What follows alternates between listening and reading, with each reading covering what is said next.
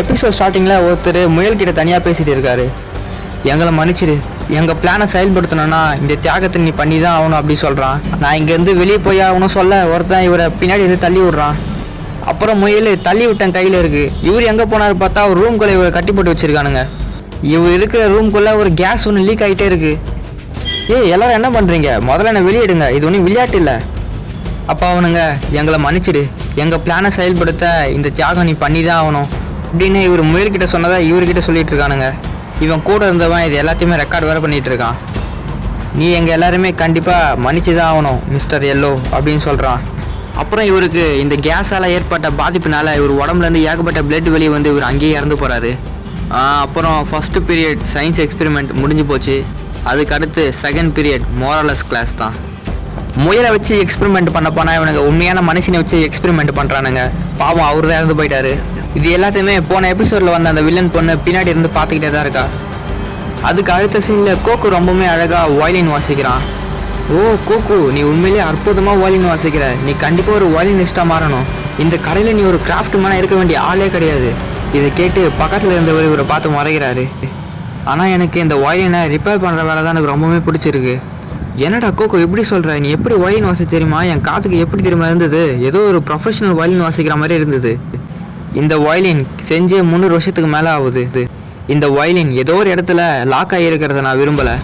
இது எனக்கு யூஸ் பண்ணும்போது தான் எனக்கு ரொம்பவுமே சந்தோஷமாக இருக்குது. ஒருவேளை நான் இறந்து போனால் கூட இந்த வயலின் கூட தான் நான் உயிரோடு இருப்பேன். ஏதோ கோகு, நீ உண்மையிலேயே ஒரு கிராஃப்ட் மேன் நிரூபிச்சிட்டல. ஆனால் அவங்க அக்கா இருக்காளே, எதுக்கு தான் தேவையெல்லாம் போய் டிடெக்டிவ் போலீஸில் போய் சேர்ந்து தொலைச்சாலோ. நீ மட்டும்தானே என் பையன், எனக்கு இதை நினச்சா ரொம்ப பெருமையாக இருக்குல்ல. அப்பா, ஆனால் நான் தானே உங்கள் பையன். ஏலே, நீ அப்பயே செத்து போட்டல. இந்த மாதிரி அவங்க அப்பா சொல்கிறாரு. அதுக்கு அடுத்த சீனில் RIS ஹெட்குவார்ட்டர்ஸ் காமிக்கிறாங்க. இவங்க தான் மார்க்கெட் மேக்கர். இவங்க ஒரு வித்தியாசமான குரூப்பு. இவங்க தான் எல்லா க்ரைமுக்கும் காரணம். அது மட்டும் இல்லை, சில சமயம் வார கூட இவங்க தான் ஆரம்பித்து வைப்பாங்களாம். இந்த குரூப்புக்கு ஆர்டர் கொடுக்குறதே ராயல் ஃபேமிலி தானா. அது மட்டும் இல்லை, இந்த குரூப்பு ஏகப்பட்ட கொலைகளுக்கு பண்ணுறதுக்கு காரணமாகுது. எலும்புக்கு ஒரு மார்க் வச்சிருக்கவன் தான் இந்த குரூப்புக்கே ரைட் ஹேண்டா. இவனை இது வரைக்கும் யாருமே பார்த்தது இல்லைன்னு வேற சொல்கிறாங்க. அப்புறம் கைலா, இதெல்லாம் உண்மைன்னு நினைக்கிறீங்களா? இன்டர்நெட்டில் இந்த மாதிரி ஏகப்பட்ட ஆர்டிக்கல் இருக்கும், அதெல்லாம் படிச்சுட்டு உண்மைன்னு வேற சொல்கிறேன், இதில் ஏன் டைம் வேறு வேஸ்ட்டு இன்னும் கைலா வேற சொல்கிறாங்க. பிரையன், உடனே கிளம்பு, நம்ம கிரைம் நடந்த இடத்துக்கு போய் ஆகணும். இந்த மாதிரி மாரியோ பிரையன் கிட்ட வந்து சொல்கிறாரு. அதுக்கு அடுத்த சீனில் அசம்பிளி மேன் எட் கைலியோட வீட்டை தான் காமிக்கிறாங்க. அவரையும் அவரோட ஃபேமிலியும் யாரோ கொண்டு இருக்கானுங்க. அப்போ லில்லி அங்கே இருக்கிற இடத்துல ஏதாவது எவிடன்ஸ் கிடைக்குமா சொல்லி தேடிக்கிட்டு இருக்காங்க. அப்போ அந்த இடத்துக்கு கீத் ஃபிலிக் வராரு. ஆனால் லில்லி யாரோ ஒரு வெளியால் வராங்கன்னு நினச்சிக்கிட்டாங்க. பொண்ணு, நீ பண்ணுற வேலையை நீ மட்டும் தான் பார்க்கணுமா, ஏன் நாங்களாம் பார்க்கக்கூடாதா என்ன? அப்போது அங்கேயுமே கொன்னவன் பீன்ற வார்த்தையை ஏற்றிட்டு போயிருக்கான் செவுத்தில்.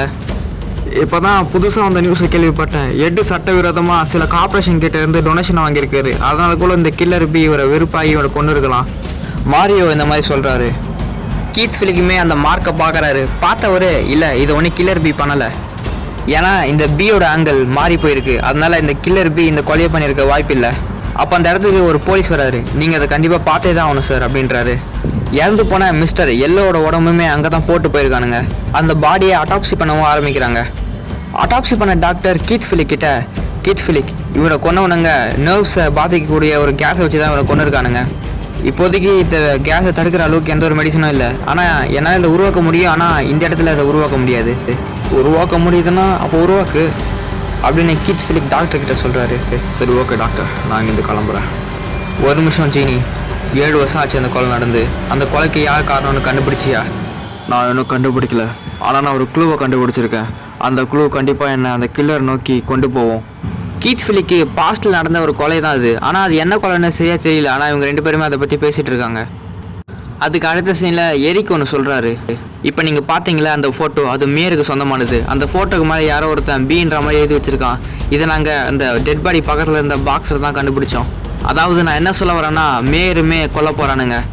மேயர் இன்னைக்கு நைட்டு சேரிட்டி பார்ட்டிக்கு போக போகிறாரு. அங்கே வச்சு தான் கில்லர் இவனை ஏதோ ஒரு கேஸை வச்சு கொல்ல போகிறானுங்க. கொலை செய்யப்பட்ட மிஸ்டர் எல்லோவோட டீட்டெயில் எங்களுக்கு இப்போ தான் கிடச்சிது. அவர் ஃபார்மிகான்ற கம்பெனியில் சீனியர் ரிசர்ச்சராக வேலை பார்த்துருக்காரு. மேபி இவர் கூட அந்த கேஸை கண்டுபிடிச்சிருக்கலாம். நாங்கள் இவரை பற்றி முழுசாக தெரிஞ்சுக்க இவரோட ஃபேமிலி கிட்ட கூட கேட்டு பார்த்தோம். அவங்களோட ஃபேமிலி என்ன சொன்னாங்கன்னா, இவர் காணாமல் போய் கிட்டத்தட்ட 6 மாதத்துக்கு மேலே ஆகுது. அதை மட்டும் தான் இவங்களோட ஃபேமிலி சொன்னாங்க. அப்போ எரிக், ஜோனத்தன், ஏன் எதெல்லாம் சம்மந்தப்பட்டு இருக்கானோ அது எல்லாத்தையுமே உடனே போய் பாரு. அப்புறம் கைலா, நீ என்ன பண்ணுறனா, இதுக்கு சம்மந்தமான எல்லா மினிஸ்டர்கிட்டையுமே இதை பற்றி சொல்லு. முக்கியமாக இந்த கேஸை செய்ய என்னென்ன எக்யூப்மெண்ட்லாம் தேவைப்படுது, அப்புறம் மினரல்ஸ்லாம் தேவைப்படுதுன்னு உடனே கண்டுபிடி. அப்புறமா மாரியோ அண்ட் லில்லி, நீங்கள் 2 பேருமே மினிஸ்ட்ரி நீங்கள் போக போகிற பார்ட்டிக்கு நீங்களுமே யாருக்குமே தெரியாமல் போங்க. அங்கே ஏதாவது வித்தியாசமான மக்களை பார்த்தீங்கனாலோ, அப்புறம் வித்தியாசமாக ஏதாவது பொருளை பார்த்தீங்கனாலோ உடனே செக்யூரிட்டி கிட்ட போய் சொல்லுங்கள். மேயர் போக போகிற பில்டிங், அப்புறம் மேயரோட உயிர் நம்ம தான் பாதுகாக்கணும். அப்புறமா அந்த பில்டிங் தான் காமிக்கிறாங்க. அந்த பில்டிங்குள்ளே அந்த கேஸ் பாம்பை வேறு வச்சுருக்காங்க. அந்த பாம்புக்குள்ளே டைம் வேறு ஓடிக்கிட்டே இருக்குது. அப்புறமா கோகோவை தான் காமிக்கிறாங்க. கோகோ இன்ட்ரெஸ்ட்டாக அந்த ஒயனை செஞ்சுக்கிட்டு இருக்கான். அந்த சமயம் ரேடியோவில் நேற்று நடந்த கெய்லியோட கொலைக்கு காரணம் அந்த கில்லர் பி தான் அப்படி சொல்கிறாங்க. இதை கேட்டுக்கிட்டே இருக்கும்போது தெரியாமல் இவன் கையை வேற கீச்சிக்கிட்டான். இல்லை கோகோ, இதை கூட கவனம் பண்ண மாட்டியா? வாழைய உடனே ஹாஸ்பிட்டல் போகலாம் அப்படின்னு அவங்க அப்பா சொல்கிறாரு.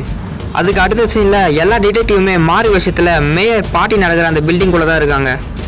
அப்போ அந்த இடத்துக்கு ஜப்பான் ட்ரெடிஷ்னல் ட்ரெஸ்ஸை போட்டுக்கிட்டு ஒரு பொண்ணு நிற்கிறா. யாருன்னா அந்த வில்லன் பொண்ணு தான். இதை பார்த்தவனுங்க எவ்வளோ அழகாக இருக்காங்க பாருங்கன்னு சொல்லி எல்லாருமே அந்த பொண்ணு தான் பார்க்குறாங்க.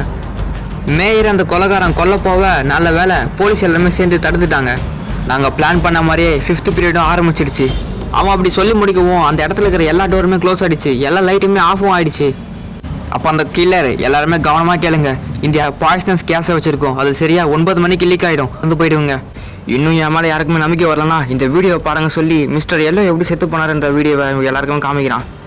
சரி ஏன்டா இந்த மாதிரி நீ பண்ணுறேன்னு அப்படின்னு மாரியா கேட்டா, ஏன்னா எனக்கு அப்புறம் ஃப்யூச்சரில் வரவங்க எல்லாருமே நான் தான் அந்த மேயரே கொன்னேன் அப்படின்னு சொல்லி எல்லாருமே என்னை பற்றி பேசுவாங்க, அதுக்காக தான் நான் பண்ணேன் அப்படின்றான். அதுக்கு அடுத்த சீனில் இந்த பில்டிங் மேலே யாரோ ஒருத்தன் இருக்கான். அதே இடத்துல தான் அந்த வில்லன் பொண்ணுமே இருக்கா. அப்போ என்ன சொல்கிறான்னா, என்ன குனினை கொன்ற மாதிரி என்னை ஈஸியாக கொள்ளணும்னு நினைக்கிறேன் அப்படின்றான்.